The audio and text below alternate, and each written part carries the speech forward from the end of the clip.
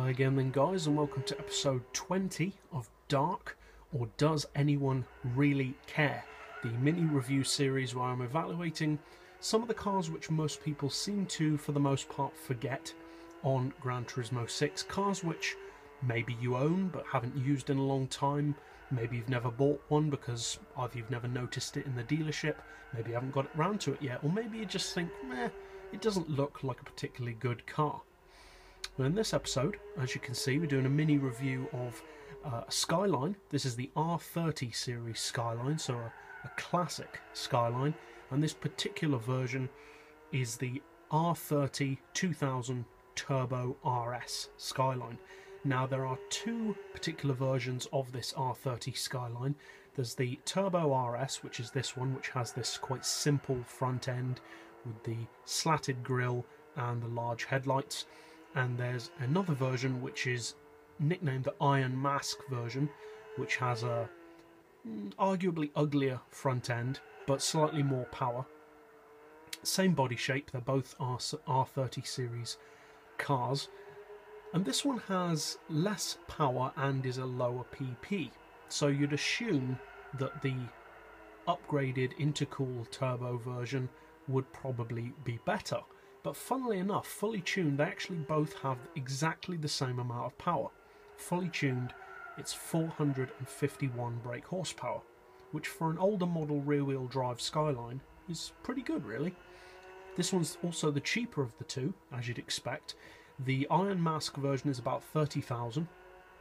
This version is 25,000, so it's very, very cheap for a Skyline.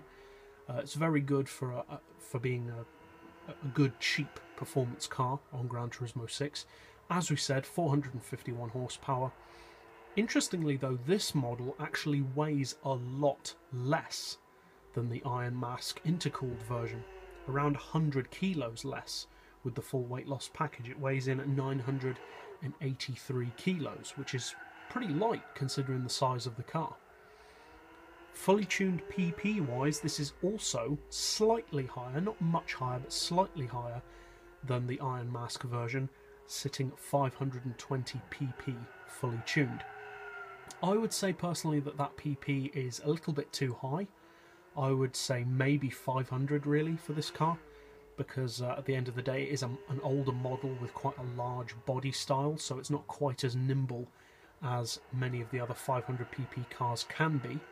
Not that it's in any way a bad car, I just think that 520's a little bit OP for this car, really. So overall, is it any good? It's a Skyline, so you'd probably expect it to be pretty good. And this isn't the first time that this car has been on Gran Turismo. It's been on numerous Gran Turismo games, but on GT2 there was in particular a really cool version of this car. It's not on the game anymore, unfortunately, but on Gran Turismo 2 there was the silhouette racing version of this R30 Skyline, which for any of you who've played Gran Turismo 2, it was one of the slightly more harder to achieve cars in the game. I don't believe it was actually in the dealership. It was kind of a secret car, black and red with a massive wide arch body kit and a huge rear wing. I can't remember how much power it had, but I think it was a lot. It was a seriously quick car, one of the quickest, if not the quickest, Skyline on Gran Turismo 2, in fact. Now, unfortunately, that car isn't on the game anymore, and this street version isn't exactly the most exciting looking of cars. It's not necessarily ugly, but it's kind of forgettable. But that's actually a good thing, because it makes it a great sleeper car. As we said, it's not a bad looking car. It's a pretty nice looking classic, and it has certain discernible features that are very much a Skyline, such as the 4 circular rear lights.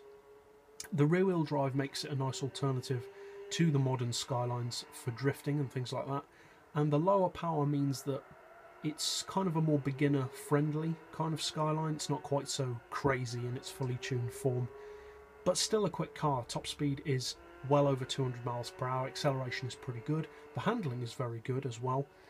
I've actually raised the front suspension on this one compared to what it usually looks like, because in its fully lowered state and in its standard state, the nose is considerably lower to the ground than the back of the car, which I don't really like that look for this particular model, but obviously that's just personal preference.